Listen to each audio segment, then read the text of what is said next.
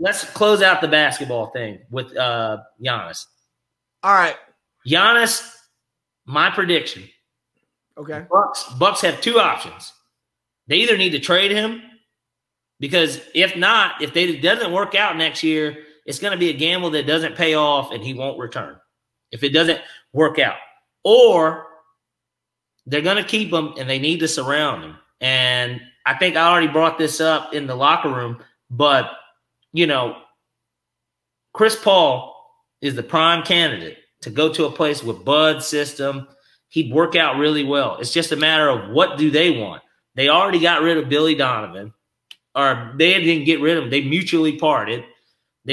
So that's not going to work. So the question is with the Thunder, let's say they hire Mo Cheeks or they just bring in somebody, a new guy, like, you know, just a coach that's with no experience. They were hoping to rebuild anyways. Yeah. And I think that's why Billy Donovan left. Yeah, they have I'm not doing a tank job.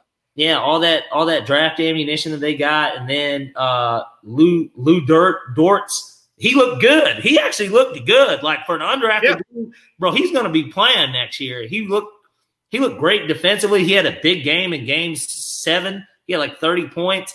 Like he looked good. That's promising. You got Shea, you got Dennis. Dennis is still young, even though you know he's been around kind of. It seems like a minute, but Dennis is still a young dude too. And so it's just going to be a matter of Chris Paul didn't really want to be there to begin with, but he made the best of the situation, and they looked good in the process of doing it.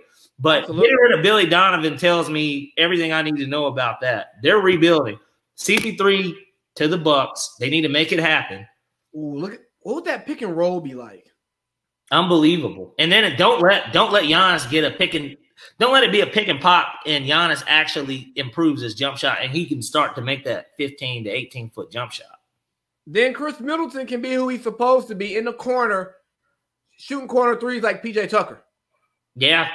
And then occasionally can be his own player, you know, in a situation like that. But my thought is he's going to be there. They're going to have to they got to do something though. They have to bring somebody else in there. Like there's no ifs, ands, or buts about that. They got to bring somebody else in there. So do you think the process is over? Absolutely. Oh my God. Yeah. And you know, let me even point this out because I was wrong about it. I said the same thing 3 years ago or 2 years ago with Toronto. I said once the Cavs swept them, and I said that they need to do something different, but I specifically said they need to blow this shit up. They needed to blow up that Raptors team. I was just that convinced. They fired Dwayne Casey. I was like, blow this thing up already. Now, they somehow swindled, and I guess the Spurs, their back was kind of against the wall, but they swindled them and gave them DeMar DeRozan basically straight up. And then they got Danny Green too. They basically gave DeMar DeRozan for Kawhi Leonard and Danny Green. I don't know how the hell that trade worked out, but it did, and they got their title. And then now they're getting ready to be in a Game 7 with the chance to go back to the NBA Finals, well, Eastern Conference Finals, and then a chance, you know, to get back to the NBA Finals. So maybe they don't need to blow this thing up, but something does need to change no matter what. And like I said, I'm a big fan of if you can get off that Middleton contract to move on from that. Well, no. We're talking about the Sixers now. The Sixers too, though. Sixers, they need to blow that thing up. Somebody's got to go. One of Ben or Embiid has to go. One of them. Who do you think goes? Embiid, to me, has got more value. Even though they're both injury prone, to me, Embiid is more valuable than Ben Simmons. So my thought is if you can find a suitor for Ben Simmons and you can get some decent pieces in return, they're not going to get the Kawhi Leonard type return, but if you can get some decent pieces in return, I'd rather keep Embiid than Simmons. I'm moving Embiid. You can get more for Embiid. Exactly. I can get more for Embiid, and I can turn Philly into Toronto light. Not Toronto light, excuse me, Milwaukee light. Hopefully we have better coaching, and I would say a better front office, but we don't have a better front office because and it's going to start with who they hire as the coach, because Elton Brand looks clueless. But if they can get